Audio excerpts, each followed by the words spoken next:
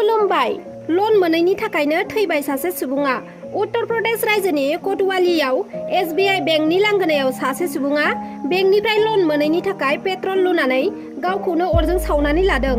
अर खामजानायजों बिथाङा गोब्राब जोखोम जादों आरो अरजों सावना लाखांनायनि उनाव बिथांखौ देहा फाहामसालियाव लांनाय जादोंमोनब्लाबो फाहामथाय लाबाय थानाय समावनो बिथांखौ थैबाय होनना खौरां मोननाय जादों।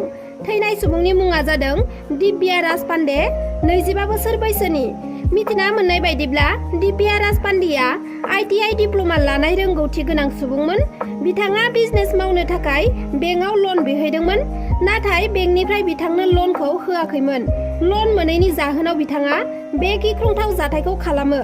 फोरमायनाय बायदिब्ला बिथाङा हिनजावजों लोगोसे सासे उन्दै गथ' आरो बिमा-बिफाबो दंमोन, नाथाय बिथांनि बेबादि थांखि लानायाव नखरनि सुबुंफोरजों लोगोसे ओनसोलनि सुबुंफोराबो दुखु मोननाय फोरमायदों।